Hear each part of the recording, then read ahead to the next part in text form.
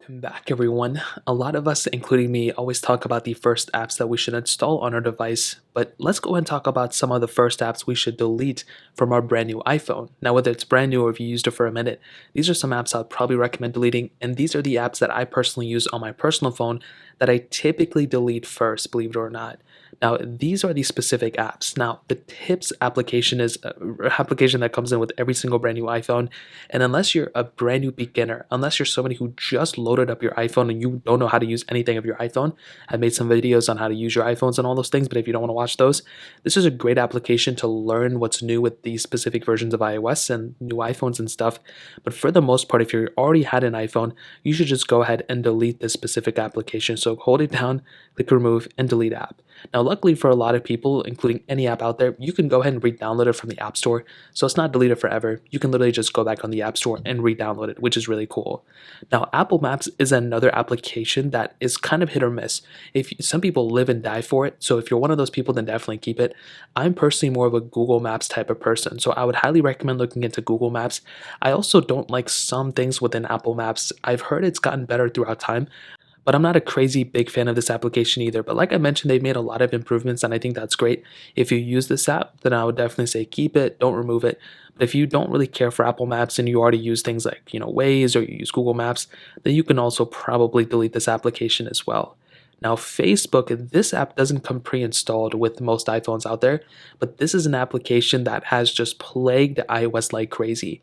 One of the most popular apps, I think, is Facebook, but one of the most popular ways in which people just drain their iPhone battery like crazy and sometimes bog down performance is within the Facebook application.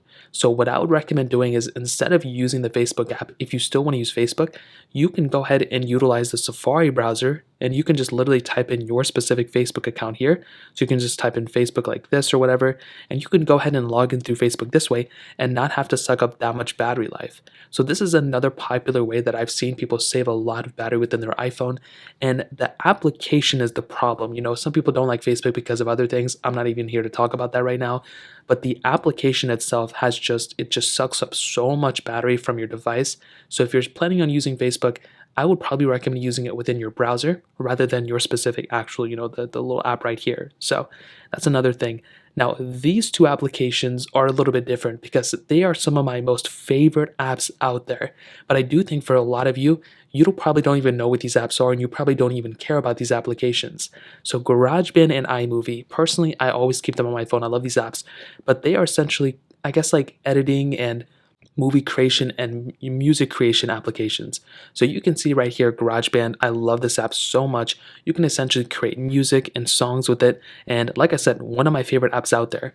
But I do think for a lot of you, especially who are starting off on your iPhone, these are apps that you probably don't need if you're planning on making movies or producing music on your iPhone.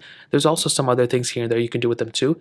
I would recommend you just to delete them from your device, mostly because of the amount of storage they take up. So if I make my way over to my settings application here, and I'm already under iPhone storage, you can see two of some of my most popular apps of the top 10 or whatever these are. GarageBand is number 4, and iMovie is right down here. So a couple hundred megabytes, 1.6 here. Now yours is probably going to be a lot lower. But once you start even accidentally open up a movie in iMovie, or you accidentally open up a song in GarageBand, it can automatically just start bogging down your system memory. And I would probably recommend you just to delete it if you don't plan on using it, just because of the amount of storage they take up. These are, like I mentioned, some of my favorite apps out there.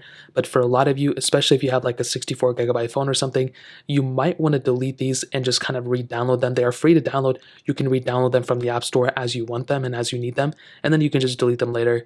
Personally, on my personal device, I don't even use them that often. I use, Final Cut Pro on my MacBook and Logic Pro for my, MacBook as well. Unless you're planning on using these apps, I would probably recommend deleting them just because of the amount of storage they take up. So that's pretty much it. Those are some of the first apps I would recommend deleting from your specific iPhone. If you guys have any other questions or anything, let me know in the comment section below. Hit the like button, that would mean so much, but definitely hit that subscribe button. More importantly than everything else, I love every single one of you guys. Hopefully I'll catch you guys in the next video. Peace out till then.